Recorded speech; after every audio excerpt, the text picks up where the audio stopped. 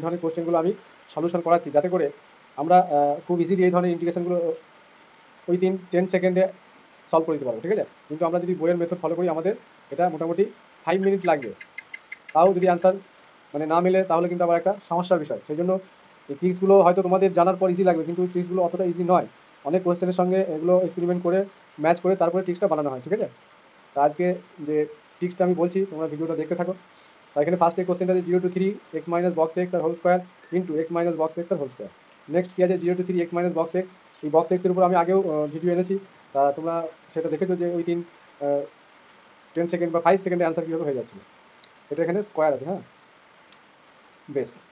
বলছে যদি এরকম কন্ডিশন হয় যে integration 0 to 3 x minus box x তার whole square into x minus box x তার হোল স্কোয়ার, তাহলে এটা বক্স এক্স হোল স্কোয়ার এটা নেই, মানে একবারই আছে, এটা দুবার আছে। তাহলে আমরা এটা যে ট্রিক্সের যে রুলসটা সেটা আমি পরের পেজে লিখছি, হ্যাঁ। 0 to 3 x minus box x dx, ঠিক আছে। এটা কীভাবে আমরা রিপ্রেজেন্ট করবো, এখানে কী ছিল, আমি স্কোয়ার দিয়ে শুরু করছি, হ্যাঁ। তাহলে এই যে আমি বলছি যে রুলসটা সেটা হচ্ছে 0 to n suppose x minus box x into dx, ঠিক আছে। এটা মানে আমরা কি জানি, in general x minus box x মানে ফ্র্যাকশনাল পার্ট অফ এক্স, বুঝে গেল। এই ক্ষেত্রে 0 to n আর এখানে আমি পাওয়ারে এম নিলাম, ঠিক আছে। তাহলে এটা ট্রিক্সটা হচ্ছে যে এইখানে যেটা থাকবে সেটা কিন্তু ফিক্সড, ঠিক আছে। আর নিচে এই পাওয়ারটা নিচে শুধু 1 অ্যাড হয়ে যাবে, বুঝতে পারলাম।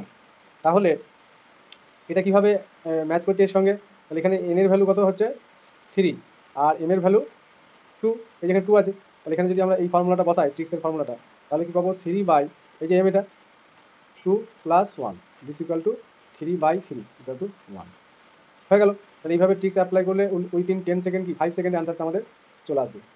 নেক্সট আরেকটা কোশ্চেন ছিল 0 to 3 x minus box x তার square into x minus box x তার ডিএক্স তার স্কোয়ার। এটাকে আমরা কীভাবে সাজাবো, যেহেতু এটা প্রোডাক্ট আকারে আছে তাহলে আমরা এটাকে সাজিয়ে নেবো। এটা জাস্ট একটু ঘাবড়ে দেওয়ার জন্য কোশ্চেনটা দেওয়া, হ্যাঁ, যে ভাববে যে প্রোডাক্ট আকারে আছে এটা পাওয়ারটা আমরা নিতে পারবো কিনা। না নেওয়ার কি আছে, এটা একটা ফাংশন, এটা একটা ফাংশন। তাহলে ফাংশনের পাওয়ারের সূচক আমরা অ্যাপ্লাই করে দেবো। তাহলে 2 + 2 ইন্টু ডিএক্স, তাহলে কী আসছে 0 to 3 x minus box x পাওয়ারে 4 ডিএক্স, ঠিক আছে। তাহলে এখানে আমাদের আগের যে ট্রিক্সটা আমি দিলাম যে এই যে 0 to n x minus box x পাওয়ারে এম, যদি এরকম কন্ডিশন হয়, ঠিক আছে। আর একটা জিনিস কি, এমটা নট ইকুয়াল টু -1 হতে হবে, কারণ -1 হলে নিচে 0 হয়ে যাবে, ডিফাইন হবে না, বুঝতে পারলাম। বেশ, তাহলে এই ক্ষেত্রে কী হচ্ছে এই ট্রিক্সটা, এম এর ভ্যালু এন এর ভ্যালু হচ্ছে সেই 3 আর এম এর ভ্যালু 4। তাহলে আমরা কী পেয়েছিলাম n/m + 1।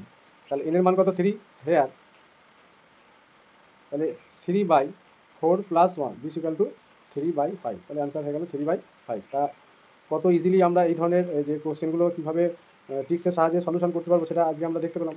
এখানে আমাদের এই পাওয়ারগুলো যাই থাকুক না কেন, আমরা এই ফর্মুলাটা অ্যাপ্লাই করি। আমি যে ট্রিক্সটা বললাম যে 0 to n x minus box x, এই ধরনের ইন্টিগ্রেশনগুলোর ক্ষেত্রে এখানে কিছু নেই মানে আবার 1 হবে, ঠিক আছে। তাহলে এই 1 থাকলে কী আনসার হতো, তাহলে এখানে 3 মানে হচ্ছে এনটা, তাহলে 3/1 + 1 তার মানে 3/2, মানে এটা হচ্ছে এম, বুঝে গেল। তাহলে এই টাইপের কোশ্চেনগুলো এবার থেকে আর তোমাদের সমস্যা হবে না। তাহলে এটার আনসার কী বললাম 3 এই যে 2 আর 2 4, তাহলে 4 + 1 তার মানে 3/5। নেক্সট এটা কী আছে 3/2 + 1 তার মানে 3/3 দিস ইকুয়াল টু 1। তাহলে আমরা যে ট্রিক্সটা ফলো করবো সেটা হচ্ছে এটা, ঠিক আছে। তা আমরা এই ধরনের কোশ্চেনগুলো আর লাইফে কোনোদিন সমস্যা হবে না তোমাদের, দেখবে, ঠিক আছে। Thank you.